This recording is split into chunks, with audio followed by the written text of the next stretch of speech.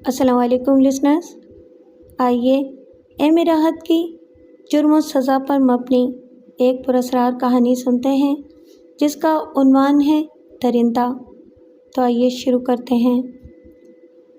آج کی ڈاک میں یوں تو میرے نام ذاتی خطوط کی بھرمار بالکل اسی انداز میں تھی جیسے عموماً رہتی تھی، مگر ایک خط۔ میں نے جلدی سے اس خط کو اٹھا لیا۔ سرنامے پر مختصر الفاظ میں رام ناتھ لکھا ہوا تھا۔ یہ نام میرے حافظے سے ابھی محو نہیں ہوا تھا، حالانکہ یہ خط اس شخص کی طرف سے میرے نام آیا جس نے 12 سال میں یہ دوسرا خط لکھا تھا۔ مجھے خوب یاد ہے کہ رام ناتھ نے 4 سال پہلے مجھے اپنی شادی کا خط بھیجا تھا، اور اس کے ساتھ ہی اس کا ایک لمبا خط آیا تھا جس میں وہی باتیں تھیں جو عموماً کلاس فیلو اپنی شادی کے موقع پر دوستوں کو لکھتے ہیں۔ رام ناتھ سے میری ملاقات اس وقت ہوئی تھی جب ہم دونوں فرسٹ ایئر میں پڑھتے تھے۔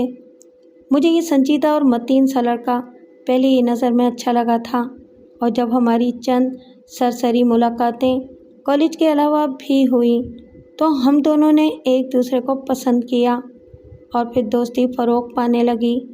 اگرچہ ہمارے درمیان مذہب سماج کا فرق موجود تھا، مگر طبع کی یکسانیت امتیازات ختم کر دیتی ہے۔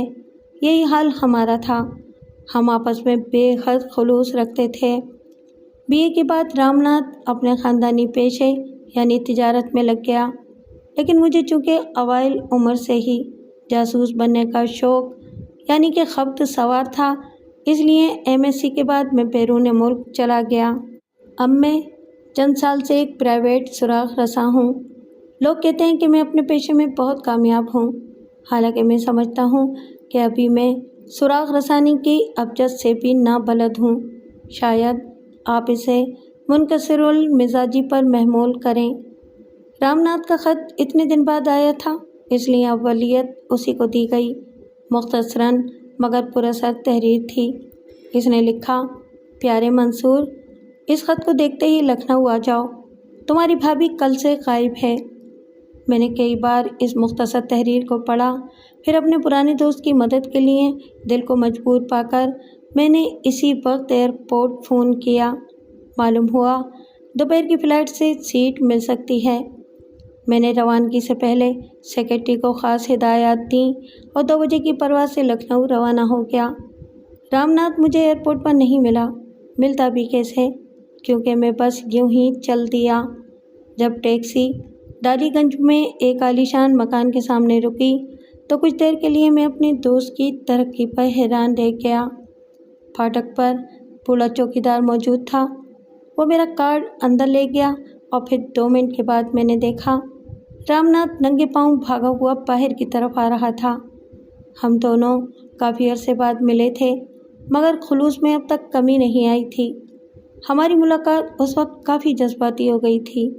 دیر تک ہم بغل گیر رہے تو اس کی آنکھوں میں آنسو تھے۔ یہ آنسو میری آمد کی مسرت کا اظہار تھے، یا پاروتی کی گمشدگی کے غم کا ناسور تھا جو ابھی رس رہا تھا۔ جب ہم رسمی گفتگو کر چکے تو جلدی میں نے رام ناتھ سے اس کی بیوی پاروتی کے بارے میں پوچھا۔ ایک لمحے کو رام ناتھ خاموش ہو گیا، پھر رحم طلب نگاہوں سے مجھے دیکھ کر بولا: منصور، اس وقت تمہیں دیکھ کر میرا سارا دکھ دور ہو گیا ہے، اور اب خدا سے امید ہے کہ تم پاروتی کو بھی ضرور ڈھونڈ نکالو گے۔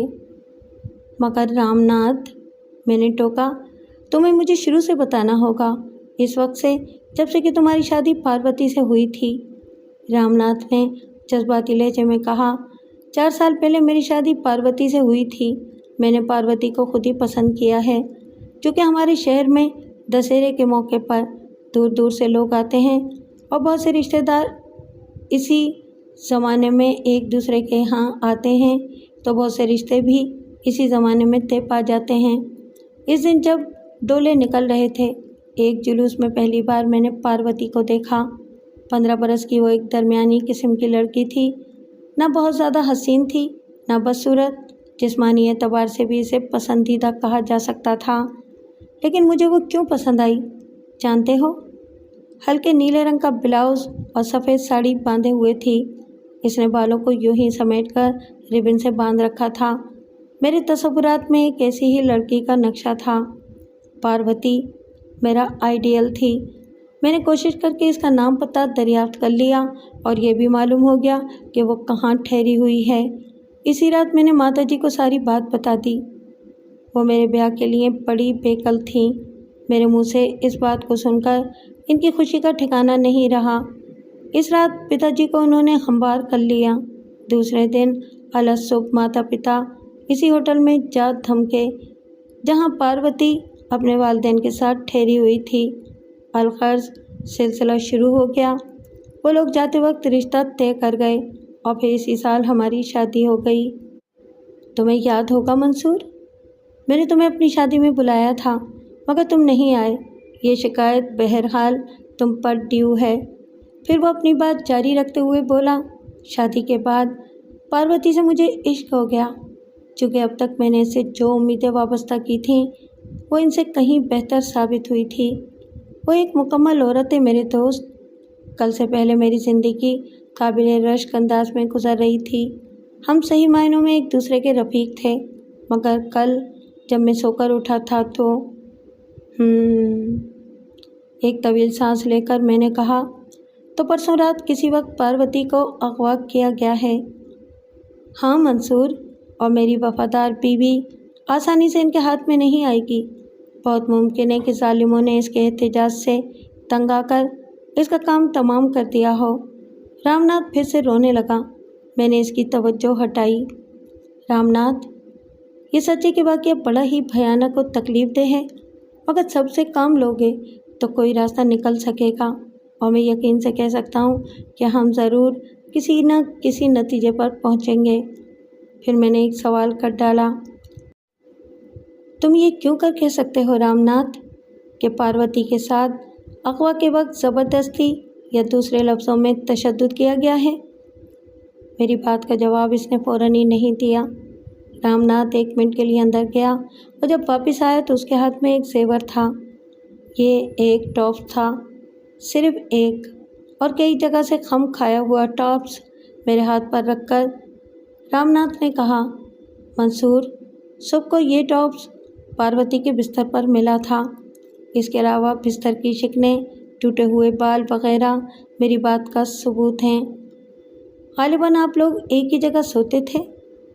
ایک کمرے میں ہی، مگر اس کمرے میں 2 مسیریاں ہیں، اور چونکہ ہم لوگ قدامت پسند گھرانے سے تعلق رکھتے ہیں اس لیے بظاہر میاں بیوی بھی ایک دوسرے سے کافی لا تعلق سے رہا کرتے تھے۔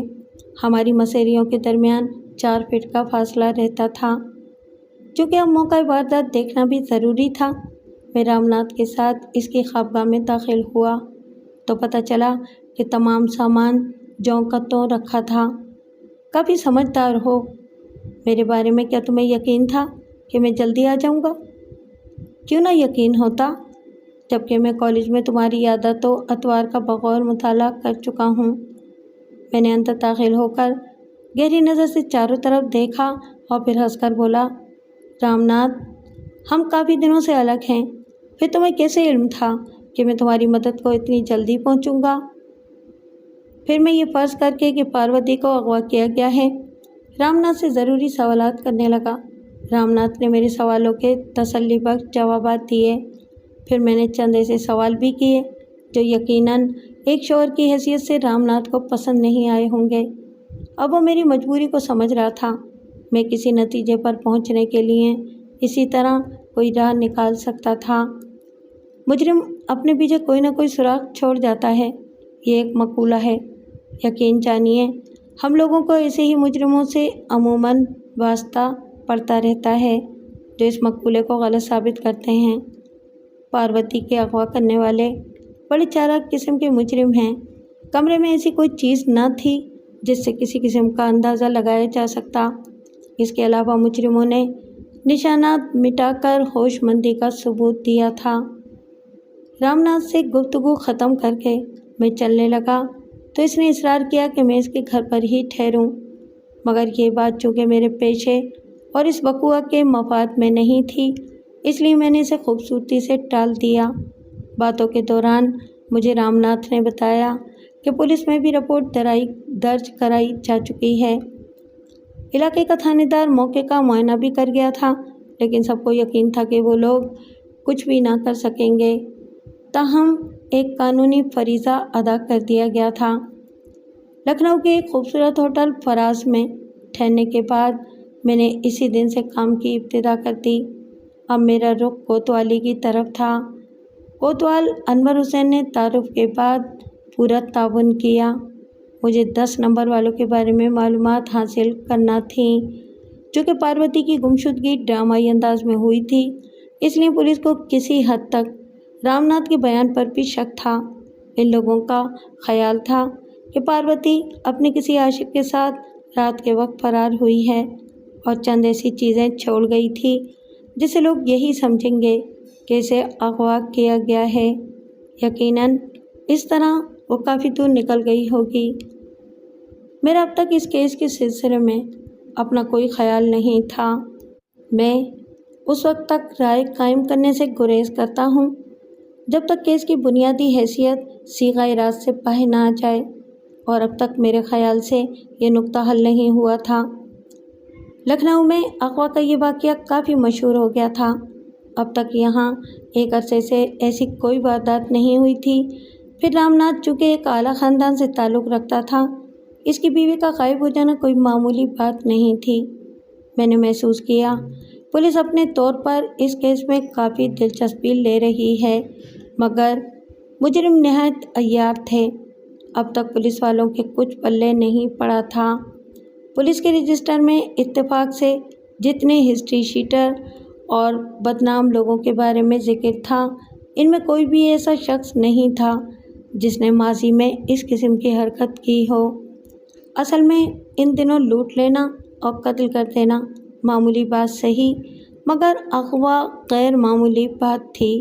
شاید ان مجرموں کا اپنا کوئی اصول ہوا کرتا تھا، وہ اصول جس کی روح سے خواتین کی آبرو پر ہاتھ ڈالنا ان جیسے لوگوں کی نظروں میں بھی گناہ کی بات تھی۔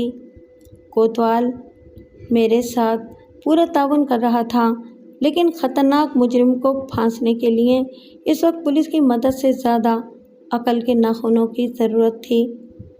اس رات ہوٹل فراز کے کمرے میں کافی دیر تک میں اسی ادھڑ بن میں لگا رہا۔ دوسری صبح میرے لیے عجیب و غریب تھی۔ 6:30 بجے کوتوالی سے فون آیا تھا۔ میں فوراً ہی کوتوالی پہنچ گیا۔ اتنی صبح ہونے کے باوجود تھانے کے سامنے لوگوں کی خاصی مقدار میں تعداد موجود تھی۔ یہ تو مجھے معلوم ہو ہی چکا تھا کہ پاروتی کی لاش رات کو کسی وقت تھانے میں آئی تھی۔ کوتوال انور حسین نے بتایا کہ مجھے رات کے 2 بجے جگا کر یہ اطلاع دی گئی تھی۔ چونکہ پاروتی کی لاش ایک کسان نے اپنے کھیتوں میں دیکھی تھی، اس نے گاؤں کے چوکیدار کو مطلع کیا، جس نے فوراً ہی تھانے میں اطلاع کی اور یہاں سے ایک گارڈ اسی وقت روانہ ہو گیا۔ غالباً تھانے سے رام ناتھ کو بھی مطلع کر دیا گیا تھا۔ مجھے آئے ہوئے بمشکل 5 منٹ ہوئے تھے۔ رام ناتھ اپنے بھائی اور ماموں کے ساتھ تھانے پہنچ گیا۔ اس وقت وہ بہت گھبرایا ہوا اور پریشان نظر آ رہا تھا۔ شاید اس نے مجھے بھی نہیں دیکھا۔ یہ لوگ اس چبوترے کی طرف گئے تھے جہاں پاروتی کی لاش رکھی ہوئی تھی۔ تھانے کے عین وسط میں نیم کے پیڑ کے نیچے یہ چبوترا کافی کشادہ تھا۔ میں انور حسین سے مصروف گفتگو تھا کہ اچانک ہم نے رام ناتھ کی چیخ سنی۔ شاید اس نے پاروتی کو پہچان لیا ہے، انور حسین نے میری طرف دیکھ کر افسردہ لہجے میں کہا۔ تھانے دار صاحب، رام ناتھ نے اس کے ساتھ چند بہترین سال گزارے ہیں، اس لیے جس قدر بھی غم کرے بیجا نہ ہوگا، میں نے قدرے پرسکون لہجے میں کہا۔ یوں بھی اس عالم میں اپنے پرائے سبھی کو دکھ ہوتا ہے۔ اب آپ نے کیا سوچا ہے منصور صاحب؟ تھانے دار نے گفتگو کا موضوع بدل دیا۔ ظاہر ہے جب تک پوسٹ مارٹم نہ ہو جائے میں کیا سوچ سکتا ہوں، میں نے کہا۔ میری بات سن کر نہ جانے کیوں انور حسین کے ہونٹوں پر مسکراہٹ کی ایک لکیر سی کھنچ گئی۔ اس وقت مجھے اس مسکراہٹ میں طنز کا احساس ہو رہا تھا۔ بالآخر انور حسین نے اپنے دل کی بات کہہ ڈالی۔ وہ طبی زبان میں بولا، نئے ڈاکٹرز نزلے کے علاج سے پہلے فرماتے ہیں چونکہ اس بیماری کا براہ راست تعلق سینے سے ہے، اس لیے پہلے سینے کا ایکس رے کرا کے آؤ، جب علاج کیا جائے گا۔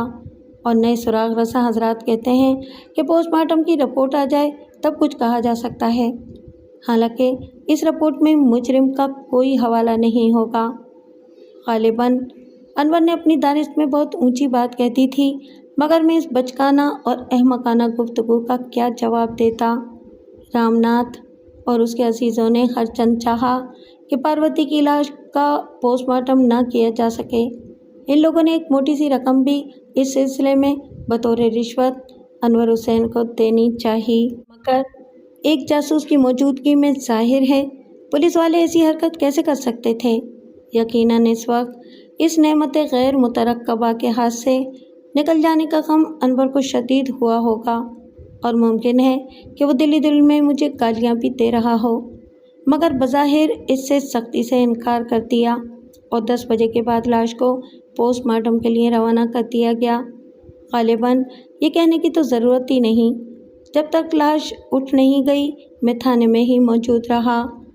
میں نے اپنی آمد کے سلسلے میں بڑی رازداری سے کام لیا تھا، یہ بات رام ناتھ کو میں نے آتے ہی سمجھا دی تھی، اس کے علاوہ پولیس والوں کو بھی متنبہ کر دیا گیا۔ تیسرے دن رپورٹ کی خاص باتیں مجھے پوسٹ مارٹم کے آفس سے مل گئیں۔ میرا اندازہ اس سلسلے میں کسی حد تک درست ثابت ہوا تھا۔ لاش کے گلے میں پڑا ہوا طلائی لاکٹ اور ایک کان میں ویسا ہی ٹاپس جو مجھے رام ناتھ نے دکھایا تھا، اس بات کی مبین دلیل تھی کہ یہ کام جنسی درندے کا ہی ہو سکتا ہے۔ رپورٹ میں یہ بھی کہا گیا تھا کہ مرنے سے چند گھنٹے پہلے مقتولہ کے ساتھ منہ کالا کیا گیا تھا۔ اس کے علاوہ ایک اور خاص بات تھی، مقتولہ کے ساتھ بدفعلی کے علاوہ انتہائی تشدد بھی کیا گیا تھا۔ مقتولہ کے جسم پر بے جا ایسے نشانات واضح طور پر تھے جسے معلوم ہوتا تھا کہ کسی ٹھوس چیز سے ضربے لگا کر اسے اذیت دی گئی ہے۔ ایکسپرٹ کا خیال تھا کہ ضربات کسی آہنی آلے سے لگائی گئی ہیں، اور یہ بات میں نے بطور خاص نوٹ کی تھی۔ اب مجھے ایک لائن آف ایکشن مل گئی تھی، اس لیے ذہن میں مختلف خیالات منتشر ہو رہے تھے۔ خیالات کے ہجوم کے باوجود میرے سامنے ایک کلو ضرور تھا۔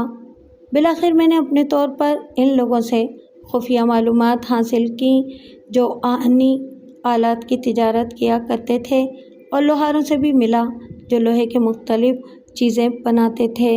لکھنؤ خاصا بڑا شہر تھا، لیکن میں مجرم کو زیادہ ڈھیل دینے کا عادی نہیں۔ میرا خیال ہے کہ مجرم اور قانون میں گاہک اور دکاندار جیسا مقابلہ ہوتا ہے، دونوں طرف یہ کوشش ہوتی ہے کہ اس کی اہمیت اور برتری کو تسلیم کیا جائے۔ میں بہرحال قانون کی برتری اور انسانیت کے تقدم کی خاطر کام کر رہا تھا، اس لیے میری اسپرٹ مجرم سے کہیں زیادہ تیز ہوگی۔ پھر یہ کہ میں اس کام میں قلبی طمانینت کا احساس پا رہا تھا، جبکہ مجرم کے سامنے اس کے برعکس معاملہ ہوگا۔ غالباً وہ کسی رات چین سے سو بھی نہ پاتا ہوگا۔ یہ ایک فطری اور قانون یزدانی بھی ہے، ورنہ بدی کو نیکی پر فوقیت نہ حاصل ہو جائے۔ تمام شہر چھان مارا، مگر صرف ایک دکاندار سے اتنا معلوم ہو سکا کہ چند دن پہلے ایک شخص نے لوہے کی ایک مخصوص قسم کی سریا خریدی تھی۔ یہ سریا جو صرف 3 فٹ کی تھی، کافی ہلکی پھلکی تھی۔ چونکہ وہ سادھو قسم کا آدمی تھا، اس لیے دکاندار کا یہ خیال تھا کہ اس نے سریے سے چمٹا بنوایا ہوگا۔ میرے لیے اس اطلاع میں بظاہر کوئی دلچسپی نہیں تھی، لیکن جو لوگ اس کام سے واقف ہیں وہ جانتے ہیں کہ ہمارے کام میں رموز و اسرار کا بھی ایک مقام ہوتا ہے۔ پھر ہم بات سے بات پیدا کرنے کے بھی قائل ہوتے ہیں۔ اب مجھے اس سادھو کی تلاش تھی جو سیاہی مائل گندمی رنگت اور مضبوط قوا کا مالک تھا، اور جسم پر صرف ایک دھوتی لپیٹے رہتا تھا۔ خاص بات یہ تھی کہ اس سادھو کی آنکھوں میں بلا کی چمک تھی۔ دکاندار نے بتایا کہ وہ ان آنکھوں سے ڈر گیا تھا۔ جب ایک بار سادھو نے پیسوں کے سلسلے میں اسے اپنی سرخی مائل آنکھوں سے گھورا تو دکاندار مسحور ہو کر رہ گیا تھا۔ جب اسے ہوش آیا تو سادھو لوہے کی چھڑی لے کر جا چکا تھا۔ دکاندار کی اس اطلاع پر جو میرے لیے بڑی ہی پرکشش تھی، اب میں بھی ایک سادھو کے بھیس میں تھا اور لکھنؤ کے مندروں میں درشن کرتا پھر رہا تھا، جو کہ میرے لیے یہ کوئی نئی بات تو تھی نہیں، اس لیے کسی قسم کی دشواری بھی نہیں ہوئی۔ سادھو کی تلاش کا تیسرا دن تھا اور ابھی تک اس سادھو کا کوئی سراغ نہیں ملا تھا کہ اسی دن دوپہر کو پھر ایک لاش تھانے میں لائی گئی۔ یہ بھی ایک نوجوان لڑکی تھی، کافی خوبصورت اور تندرست۔ میں نے تھانے میں جب اس لاش کا معائنہ کیا تو مجھے اس میں پاروتی والے کیس سے سرے منہ کوئی فرق نظر نہ آیا۔ حالانکہ اس لاش کا تعلق لکھنؤ سے نہیں تھا، مگر ایک جوان لڑکی کو اس حالت میں دیکھ کر سبھی افسوس اور حیرت کا اظہار کر رہے تھے۔ مقتولہ لباس سے دیہاتن معلوم ہوتی تھی، مگر اس کے لباس کی نفاست اور وضع سے یہ اندازہ ہوتا تھا کہ کافی خوش مذاق لڑکی رہی ہوگی۔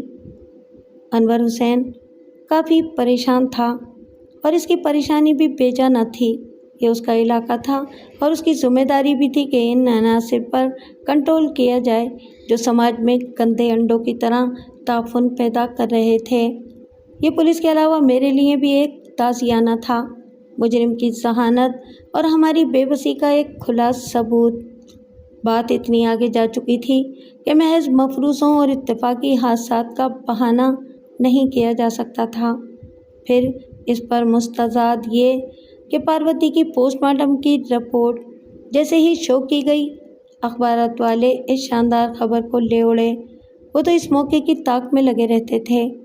آج کے اخبارات میں پاروتی کے بارے میں ایک خاص خبر شہ سرخی کے ساتھ اخبارات میں چھپی تھی اور میں چند دن بعد پھر ایسا ہی دھماکہ خیز ایک اور خبر کی شہ سرخیاں دیکھ رہا تھا۔ اس دن انور حسین مجھ سے کافی مروب نظر آ رہا تھا۔ اب وہ مجھ سے کام نکالنا چاہتا تھا۔ اس نے غالباً مصنوعی خوشامد کا مظاہرہ کیا۔ منصور صاحب، خدا کے لیے اس کمبخت کو جلد از جلد بیڑیاں پہنائیے، ورنہ وہ دن بھی جلدی آنے والا ہے جب IG میرا کورٹ مارشل کر دے گا۔ میں کوئی فرشتہ نہیں ہوں کوتوال صاحب، میں نے کہا۔ یقیناً آپ کی طرح گوشت پوشت کا ایک حقیر سا آدمی ہوں، مگر اس کا مطلب یہ نہیں کہ ہم اس مصیبت سے کبھی چھٹکارا نہ پا سکیں گے، لیکن کوئی معجزہ ہو جائے گا، کم از کم مجھے اس کی توقع نہیں ہے۔ پوسٹ مارٹم کی رپورٹ اس مقتولہ کے بارے میں بھی وہی تھی جو پاروتی کے لیے تھی۔ مجھے تو خیر پہلے ہی اس بات کا اندازہ ہو چکا تھا۔ اس دن سے میری سرگرمیاں کچھ اور بڑھ گئی تھیں۔ یوں اب تک میں تقریباً تمام خنڈوں کے بارے میں معلومات حاصل کر چکا تھا، انہیں چیک بھی کر چکا تھا، مگر شہر کا کوئی بدنام شخص اس قسم کی حرکت سے متعلق بظاہر نظر نہیں آتا تھا۔ 3-4 دن گزر گئے اور میں کسی نتیجے پر نہ پہنچ سکا، مگر ایک دن پھر ایک بار مجھے ایک لاش کے معائنے کے لیے تھانے جانا پڑا۔ اس دن انور حسین کی حالت دیدنی تھی، وہ سخت پریشان تھا۔ اس نے ڈپٹی صاحب کا آرڈر میرے سامنے کرتے ہوئے کہا، منصور صاحب، اب تو بوریا بستر بندنے ہی والا ہے۔ ہر انسان ایک مسافر ہے کوتوال صاحب، اور ہم پھر مسلمان ہیں۔ اس نے قطع کلام کر کے کہا، یہ مذاق پھر کبھی صحیح، میں بہت سنجیدہ ہوں، براہ کرم کچھ کرو۔ اس دن انور نے شہر اور بیرون شہر پولیس کے حفاظتی عملے میں خاصا رد و بدل کیا۔ اس نے مجھ سے مشورہ کر لیا، لیکن مجھے اطمینان نہیں تھا کہ اس طرح کچھ تدارک ہو سکے گا جب تک وہ بدمعاش سادھو نہ مل جائے۔ اور جب میں تھانے سے نکل کر یوں ہی شہر کے مصروف علاقے کی طرف جا رہا تھا، میں نے ایک سادھو کو دیکھا اور میں بری طرح چونک پڑا۔ بالکل وہی تھا جس کے بارے میں اب تک میں نے نامعلوم کتنے خیالی قلعے تصور کر رکھے تھے۔ وہ مناسب رفتار سے چل رہا تھا اور دنیا سے لا تعلقی کا مظاہرہ کر رہا تھا۔ سادھو کے چوڑے چکلے جسم پر صرف ایک دھوتی تھی اور پنڈتوں کے انداز میں گلے میں مالا ڈالے ہوئے تھا۔ اس مالا کے نچلے حصے میں خلال کرنے والی پتلی پتلی لٹکی ہوئی ڈنڈیاں صاف نظر آ رہی تھیں۔ ان پھلیوں کے ساتھ چند چابیاں بھی تھیں۔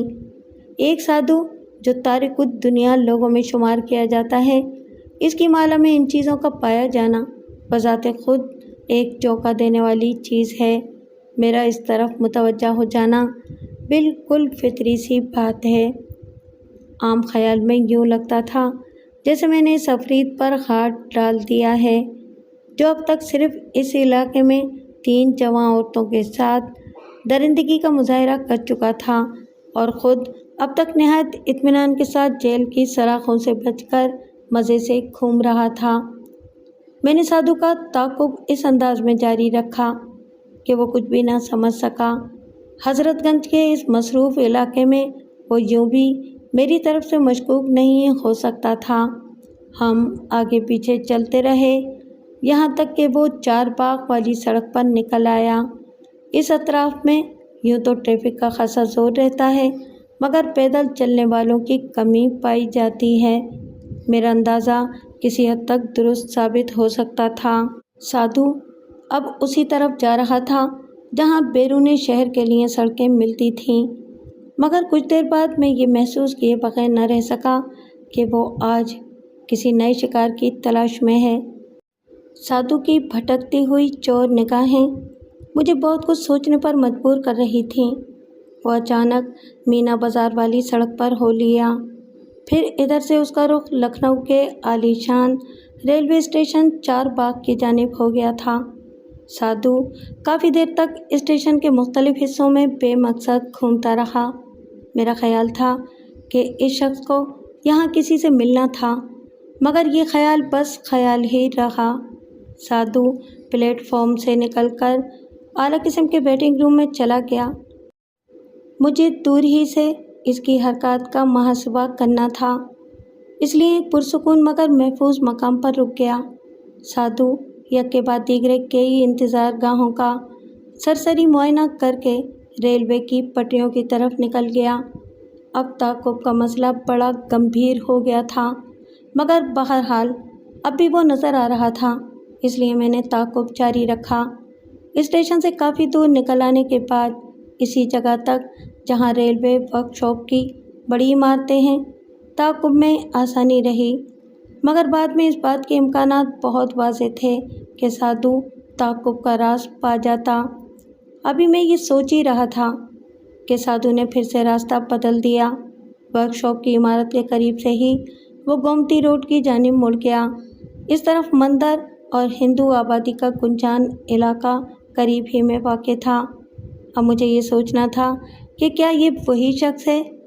ہو سکتا ہے کہ یہ کوئی محض بھکاری ہو اور اتفاق سے میں اسے اپنا شکار سمجھ بیٹھا ہوں، لیکن اتنی محنت کے بعد اسے ہاتھ سے کھو دینا بھی نہیں چاہتا تھا۔ میں اس کے گلے میں پڑی ہوئی مالا اور مختصر سی جھولی کا راز جاننا چاہتا تھا، جسے سادھو سنتوں کی زبان میں کفی کہا جاتا ہے۔ گومتی روڈ پر سادھو صرف ایک مندر میں گیا اور یہ دیکھ کر مجھے قدرے حیرت ہوئی کہ وہ مندر قطعی ویران تھا۔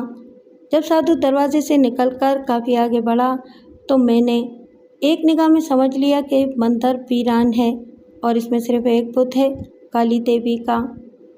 کالی دیوی کا بھیانک چہرہ میرے سامنے تھا اور اب میرے شک کو مزید تقویت پہنچ رہی تھی۔ گومتی روڈ میں کافی چہل پہل تھی۔ وہ سادھو سب سے بے نیاز اپنی دھن میں مگن سڑک پر چل رہا تھا۔ اس کی نگاہیں عموماً مکانات کے کھلے دروازوں اور بالا خانوں سے ٹکرا رہی تھیں۔ پھر میں نے اسے ایک مختصر پارک میں داخل ہوتے دیکھا۔ یہ شیواجی پارک تھا۔ شیواجی پارک میں اس وقت زیادہ بھیڑ بھاڑ نہیں تھی۔ عموماً شام کو یہاں قرب و جوار کے لوگ آتے ہوں گے۔ اس وقت ہجوم ہو جاتا۔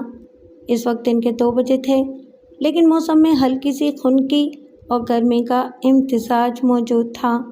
اس موسم بہار سے لطف اٹھانے کے لیے پارک میں بچے کافی تعداد میں جمع تھے۔ پارک کے کنارے پر کٹیاری کی اونچی باڑیں موجود تھیں۔ ان روشوں کی وجہ سے اندر کے لوگوں کا پردہ ہو گیا تھا، مگر میں نے روش کے قریب سے اندر جھانکا۔ سادھو مجھے ایک بینچ پر بیٹھا ملا۔ وہ کسی طرف بغور دیکھ رہا تھا۔ میں نے جب اس طرف نگاہ کی تو یہ سڑک کے پار والی رو میں مکانات کے ایک بالائی حصے کا چھجا تھا، جہاں ایک خوبصورت سی نوجوان لڑکی دھلے ہوئے کپڑوں کو سکھانے کے لیے رسی کی الگنی پر کلپوں کی مدد سے لٹکا رہی تھی۔ اب शक व शुबे की कोई बात ही नहीं थी, मगर मैं इसे रंगे हाथों पकड़ना चाहता था। यूँ तो वो बहुत ही आसान बात होती अगर मैं थोड़ी दूर पर मौजूद एक कांस्टेबल को अर्जेंट पैगाम के साथ कोतवाली को रवाना कर देता, जहां अनवर हुसैन मेरे एक इशारे का बेचैनी से मुंतज़िर मिलता। फिर मैंने देखा कि वो लड़की भी गौर से उधर देखने लगी। वो किसे देख रही है? मैंने खुद से सवाल किया और फिर मुझे जवाब भी मिल गया। लड़की एकटुक से साधु को देखे जा रही थी। ज़रा देर बाद जब साधु पार्क से चलने लगा तो मैंने फ़ौरन ही आगे बढ़कर खुद को एक ऐसी जगह पहुंचा दिया जहां से मैं साधु पर नज़र रख सकता था। ये खुशकिस्मती की बात थी कि अब तक इस शैतान को मेरी तरफ से कोई शक नहीं हुआ था, और होता भी क्यों कर, जबकि मैं बिल्कुल सादा सा आदमी था और अब तक कामयाबी से खुद को इसकी खूंखार नज़रों की इज्जत से बचाता चला आया था। फिर से ताक़ुब का सिलसिला शुरू हुआ तो हमें ज़्यादा दूर नहीं जाना पड़ा। साधु गोमती के किनारे काली के मंदिर में चला गया और इसने अंदर दाखिल होकर दरवाज़ा बंद कर लिया था। इस तरफ स्नान के घाट और शमशान ही थे, मगर इस वक्त भी काफ़ी चहल पहल नज़र आ रही थी। मंदिर के करीब रुकना खतरे से खाली नहीं था, इसलिए मैं इस स्नान घाट की तरफ चला आया जो वीरान मंदिर से नज़दीकी था। यहाँ स्नान करने वालों के अलावा नहाती औरतों के अजसाम का जायज़ा लेने वालों की भी एक मुख्तसर सी तादाद मौजूद थी। कहते हैं जब काम बनने वाला होता है तो कुदरत असबाब पैदा कर देती है, और मेरे साथ भी ऐसा ही हुआ। मैंने कुछ देर बाद 2 सिपाहियों को देखा। इनसे बात करने में कोई कबाहत नहीं थी। मैं इनके करीब पहुंचा और एक सिपाही से अलेख सलेख की तो वो फ़ौरन ही मुतवज्जा हो गया। उसने सोचा होगा ज़रूर इस शख्स से कुछ काम बन सकेगा, मगर जब मैंने इसके हाथ में एक मुख्तसर सा पर्चा दिया और कहा कि इसी वक्त कोतवाल साहब को देना है, तो वो घूर कर मुझे देखने लगा, मगर बिलाखिर इसे मजबूर होना पड़ा। जल्द ही वो मुझसे मुतासिर नज़र आने लगा था। दूसरे सिपाही से इसने मेरे बारे में कुछ सरगोशी की और रवाना हो गया। इसके बाद मैं बेताल्लुक़ हो गया और गोमती में नहाने वालों की मंजर कशी करने लगा। इस वक्त मैं खुद को फिल्म का एक मंजा हुआ डायरेक्टर समझ रहा था, और जब डायरेक्टर के सामने इस कदर फितरी लोकेशन हो तो फिर वो शॉट पर शॉट लिए जाता है। निस्फ घंटा गुजर गया।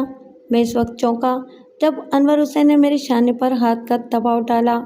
अनवर इस वक्त सादा कपड़ों में था। मैंने इसे लिखा भी यही था। हम दोनों कुछ हटकर एक निस्बतन पुरसुकून गोशे में चले गए। गोशा मैंने गलत कहा। ये किनारे और ऊपरी सतह का दरमियानी हिस्सा था, मगर इस तरफ स्नान करने वाले नहीं थे। कोई अच्छी खबर सुनाओ मंसूर, यकीनन तुमने। फिर अनवर मेरा चेहरा गौर से देखने लगा।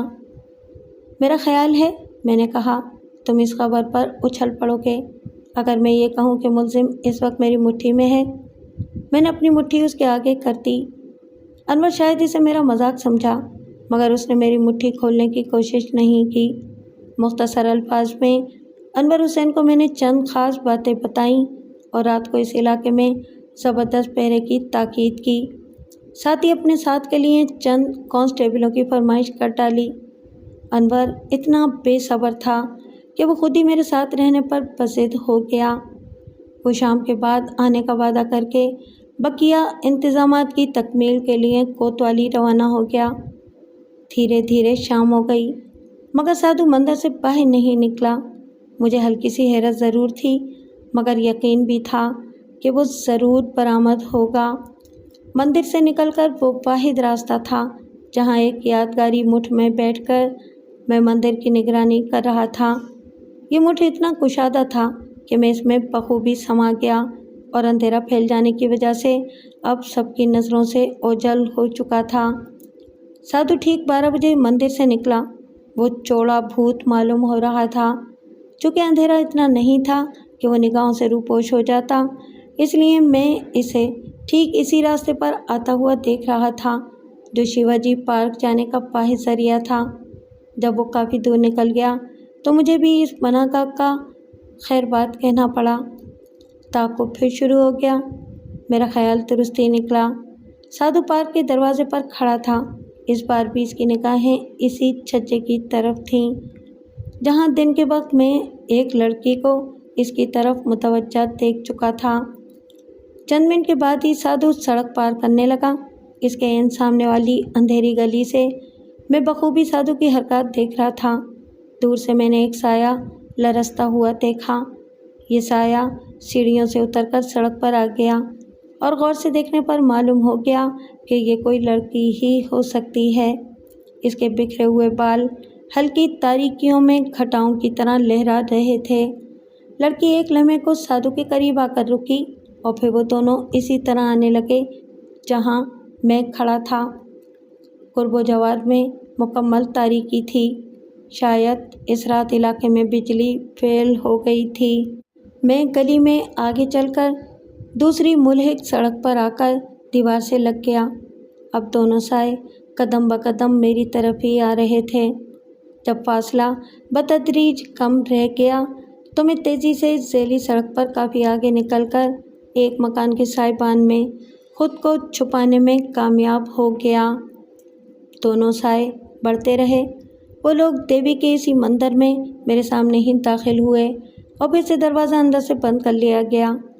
میں بعجلت تمام مندر کے قریب پہنچ گیا۔ بے آواز چلتے ہوئے میں نے چند سیڑھیاں طے کیں اور پھر کواڑوں کی درز میں سے آنکھ لگا کر اندر جھانکنے لگا۔ اندر مومی شمع کی روشنی میں سادھو اور وہ لڑکی صاف نظر آ رہے تھے۔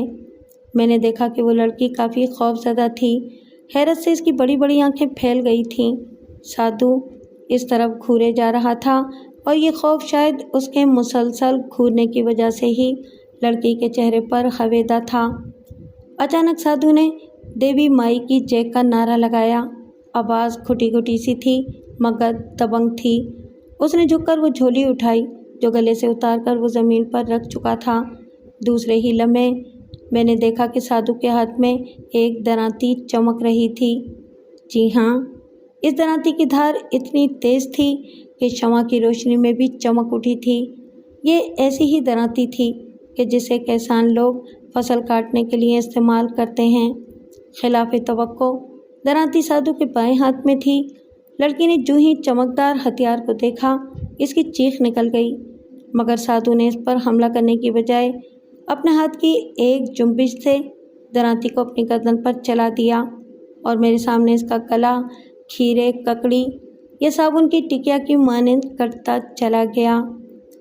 سر جسم سے علیحدہ ہو کر پہلے تو فضا میں معلق ہو گیا اور پھر دیوی کے قدموں میں لڑکنے لگا۔ خوفزدہ لڑکی برابر چیخ رہی تھی مگر اس کی چیخیں صرف میں ہی سن رہا تھا۔ قرب و جوار میں دور دور تک کوئی نہیں تھا۔ میں جو کہ سادھو کو شروع ہی سے شعبدہ باز سمجھ رہا تھا، اس لیے میرے جسم میں خوف کی لہریں اپنا پورا کام نہیں کر رہی تھیں۔ سادھو کی کٹی ہوئی گردن سے جیتا جاگتا خون بہہ رہا تھا اور گردن کٹ جانے کے باوجود درانتی اب تک اس کے ہاتھ میں تھی۔ وہ یوں ہی لڑکی کے سامنے آ کھڑا تھا، حالانکہ جسم کو سہارا دینے کے لیے اس طرف کوئی چیز بھی نہیں تھی۔ کئی منٹ بعد سادھو نے لڑکی کی طرف بڑھا ہوا اپنا دایاں بازو دیوی کی طرف کیا اور اسی وقت اس کی جدا کی ہوئی کھوپڑی جو دیوی کے چرنوں میں اب تک پڑی تھی منتر چاپ کرنے لگی۔ میں اس کی آواز سن رہا تھا۔ یقیناً میرے لیے یہ دنیا کا 8واں عجوبہ تھا۔ چند منٹ بعد ہی چرنوں سے کھوپڑی بلند ہو کر کئی بار دیوی کے اوپر منڈلائی۔ اس وقت میں نے دیکھا کہ دیوی کے بھیانک چہرے پر محبت کی نرمی آ گئی تھی۔ کھوپڑی ہوا میں معلق ہو کر دھیرے دھیرے سادھو کے جسم کی طرف بڑھتی رہی یہاں تک کہ وہ کٹی ہوئی گردن پر آ کر اٹک گئی۔ اب یوں معلوم ہوتا تھا جیسے کبھی یہ گردن کٹی ہی نہ ہو۔ سادھو بھلا چنگا اپنی خونخوار نظروں سے اس لڑکی کی طرف دیکھ رہا تھا۔ دیکھا مورکھ، میری شکتی، میں دیوی ماتا کا مہان بھکشو ہوں، اب تو دیوی کی بلی کے لیے تیار ہو جا۔ یہ کہہ کر سادھو نے اپنی جھولی میں سے لوہے کی ایک گز بھر کی سریا نکالی اور پھر وہ بے دردی سے اس متوحش لڑکی پر ضربیں لگانے لگا۔ ہر ضرب پر لڑکی بے اختیار ہو کر تڑپ اٹھتی تھی۔ زیادہ چیخنے سے اب اس کی آواز زیادہ بھرانے لگی تھی۔ میں اس ظلم کے خلاف اپنی جگہ بے چتاب کھا رہا تھا، لیکن میں اس ڈرامے کو آخری مراحل تک دیکھنا چاہتا تھا، اسی لیے خاموشی سے ضبط کیے رہا۔ اس وقت میں نے اپنے قریب چند سائے دیکھے۔ یہ انور حسین اور اس کے ماتحتوں کے علاوہ اور کون ہو سکتا تھا؟ سادھو جب زد و کوب کرتے کرتے تھک گیا اور لڑکی نڈھال ہو کر بے سوسی ہو گئی، اس وقت وہ درندہ اسے روندنے کے لیے تیار ہو گیا۔ وہ یہ کبھی فیل کرنا ہی چاہتا تھا کہ میں نے ایک زوردار لات مار کر وہ سیدھا دروازے کو توڑ دیا۔ ہم سب بھرا مار کر مندر میں داخل ہو گئے۔ میں نے جاتے ہی درانتی پر اور انور نے سادھو پر ہاتھ ڈال دیا۔ انور حسین نے جب اس نابکار کا چالان کر کے عدالت روانہ کیا تو پورے شہر میں دھوم مچ گئی۔ ہزاروں لوگ اس کی صورت دیکھنا چاہتے تھے، مگر عدالتی کارروائی سے پہلے لوگوں کو اس سے ملنے کی اجازت نہیں دی گئی۔ عدالت میں اس شخص نے ایک سنسنی خیز بیان دیتے ہوئے کہا، میں ایک متوض گھرانے کا فرد تھا۔ ماں بچپن میں فوت ہو گئی تھی، باپ نے دوسری شادی کر لی۔ اسی دن سے میری زندگی کا سیاہ باب شروع ہوا۔ مجھے لڑکپن میں یہ احساس دلایا گیا کہ ہر شخص مجھ سے نفرت کرتا ہے۔ ماں کے طرز عمل کا باپ نے کبھی محاسبہ نہیں کیا، بلکہ وہ الٹا مجھ سے ناخوش رہنے لگا۔ اسی طرح میں جوان ہو گیا۔ میری تعلیم نہ ہونے کے برابر تھی۔ اچھی ملازمت کیوں کر ملتی؟ ایک شراب کے ٹھیے پر ٹیبل بوائے ہو گیا۔ گھر سے قطع تعلق ہو چکا تھا۔ ان دنوں ایک عجیب واقعہ ہوا۔ میں نے ایک لڑکی کو دیکھا، وہ بڑی من موہنی تھی۔ شیلا سے میری ملاقات بہت جلد محبت میں بدل گئی، مگر ایک دن جب اسے معلوم ہوا کہ میں نرا پھکڑ ہوں اور گھر والوں کا ماتوب، تو اس نے آنکھیں پھیل لیں۔ میں نے اس کی بے حد خوشامد کی، ہر قسم کا اطمینان دلایا، مگر اس نے سماج اور ماتا پتا کا بہانہ کر کے مجھ سے کنارہ کشی کر لی۔ اس دن کے بعد میں ہر دروازے پر اپنے جذبات کا کشکول لیے پھرا، مگر کسی نے میری طرف بھیک دینا تو درکنار میری طرف نظر اٹھا کے دیکھنا گوارا نہ کیا۔ تنگ آ کر ایک دن میں نے تارا بائی کے کوٹھے کی راہ لی۔ یہ خوبصورت طوائف بڑی شرافت سے پیش آئی۔ میں اپنی کمائی کا بیشتر حصہ اس کی نگاہ کرم کے لیے خرچ کرنے لگا، مگر ایک روز اس طوائف نے محض اس لیے مجھے اس محفل سے نکال دیا کہ اس کی ایک موٹی اسامی سے میری تو میں ہو گئی تھی، حالانکہ میں اس کا پرانا شیدائی تھا۔ ان دنوں جب میں خودکشی کرنے کی کوشش کر رہا تھا تو میری ملاقات ایک دیوی ماتا کے بھکت سے ہو گئی۔ میری منوکامنا پوری ہونے کا سمے آ پہنچا۔ اس بابا نے مجھے ایک منتر چاپ کرنے کا طریقہ بتایا۔ 3 ماہ 10 دن تک میں نے یہ منتر چاپ کیا۔ اس کے بعد دیوی نے مجھے درشن دیے اور ایک درانتی اس نے مجھے خود عطا کی۔ یہ اس کی آشیرواد تھی۔ اس کے لیے مجھے بلی دینا بھی ضروری تھا، اس لیے میں نے اپنی خواہش پوری کرنے کا طریقہ سوچ لیا۔ میں دیوی کی شکتی سے عورتوں کو سحر میں مبتلا کر کے اسی مندر تک لانے لگا۔ ان کو روند کر، انہیں ڈنڈوت کر میں بہت خوش ہوتا تھا اور پھر ان کے خون سے دیوی کی قربانی پوری کر دیتا تھا۔ کچھ دن بعد اس خطرناک مجرم کو پھانسی کے تختے پر لٹکا دیا گیا۔